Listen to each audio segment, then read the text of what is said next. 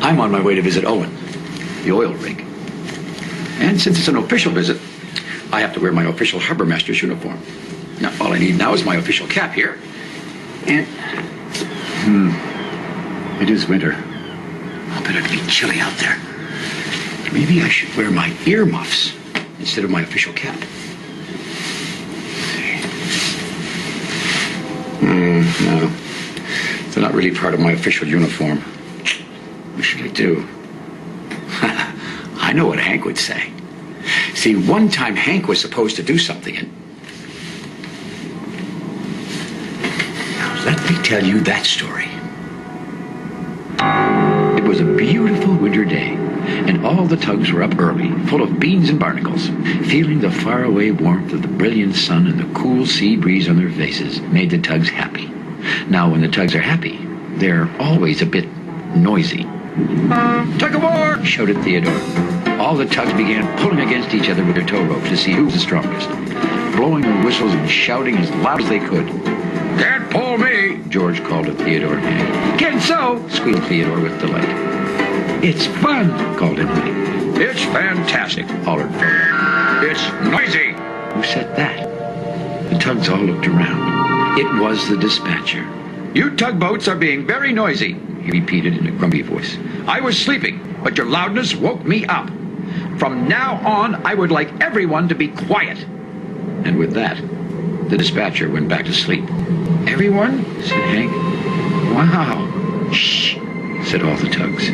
"Whoops," said Hank. He could already tell it was going to be very hard to be quiet, like the dispatcher said.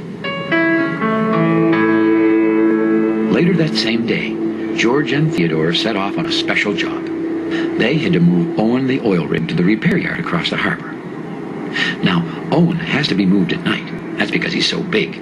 It's better if there are no other ships coming or going who get in his way. And even though the tugs were very excited about working late on such an important job, they were very quiet. "George, Theodore, can I come watch?" It was Hank hurrying to catch up. "You can come," frowned George, "but be quiet." Soon the tugs could see Owen. And that's when Hank had the most awful thought. Guess what?" he said. "Hank, please remember to be quiet," said Theodore. It was no use. Hank knew what was about to happen, and there was nothing he could do about it. You see, he remembered something about Owen, and the other tugs were just about to remember too. "Theodore, you go to the side," whispered George, "and I'll go in front. Hank, you stay beside me, and remember..." "I know," whispered Hank. "Be quiet."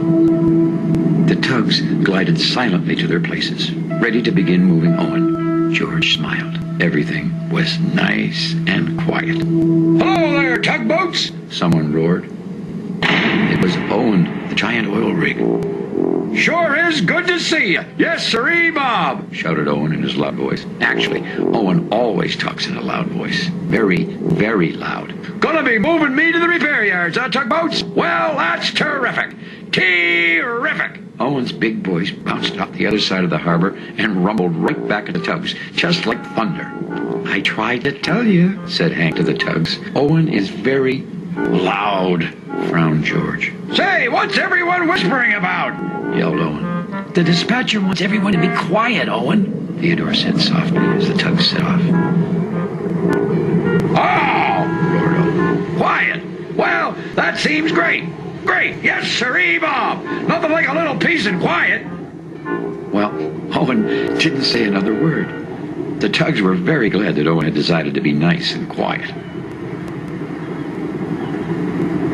"Oh, let's all go down to the squid chicken ground. There's nothing I've found like the squid chicken sound." I just had to laugh. Owen wasn't trying to be so loud. He just couldn't help himself. And Hank couldn't help laughing.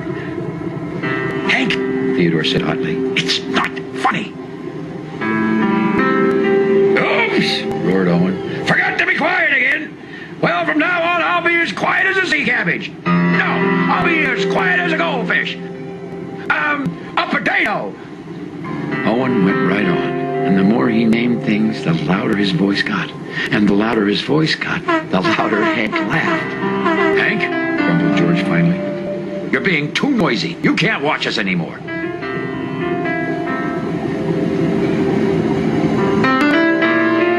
Hank floated sadly towards home.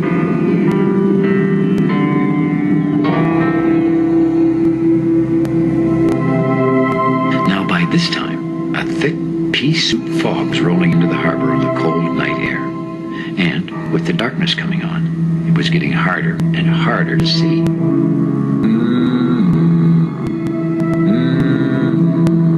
Hank heard a loud sound. Well, who's making that big noise? He wondered. It was Lily, the lighthouse, blowing her foghorn.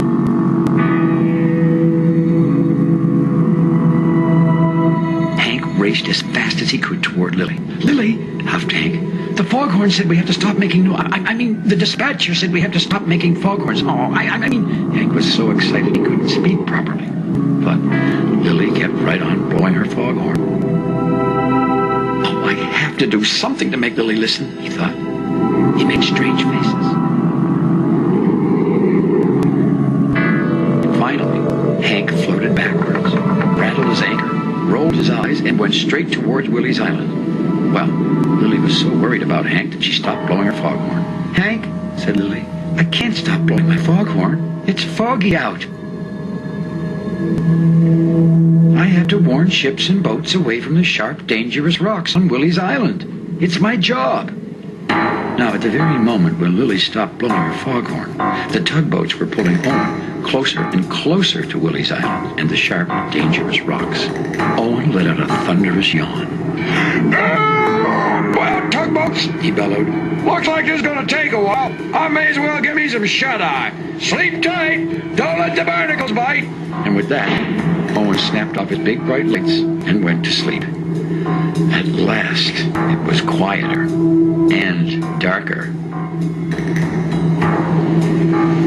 I hope we don't run into Willie's Island, George, said Theodore, peering into the gloom. I think it's around here somewhere. Of course it's not, whispered George. We hear Lily's foghorn. What George and Theodore didn't know was that Lily wasn't blowing her foghorn. Hank, she said, I really must blow my foghorn. No, whispered Hank. He was so worried that Lily might start making more noise that he began to race around in a big circle. That's when he noticed a giant dark shape. Something big was moving through the water. That's Owen, Hank said to himself. He realized the tugs were moving Owen, and in the dark, well, they probably couldn't see Willie's Island, and of course they couldn't hear Lily's foghorn warning them away from the rocks. That's because right then, Lily wasn't blowing her foghorn. Hank hurried out towards the tugs. George, Theodore, he started to say, but the tugs frowned and said, Shh, Hank. Now, Hank knew the dispatcher told everyone to be quiet. But even if he got in trouble with the dispatcher, Hank couldn't let his friends get hurt. He had to say something. Hank blew his whistle as loud as he could, and then he shouted, Stop! You're too close to Willie's Island! Lily, blow your horn! Right away, Lily began to blow her foghorn. Danger! Stay away! All the noise woke Owen. And wouldn't you know it, right there, almost in front of him, was Willie's Island. Turn! Roared George. Quickly! Yelled Theodore. Harder! Strained George. Help us, Hank! Cried Theodore. Hank moved quickly to the big rig.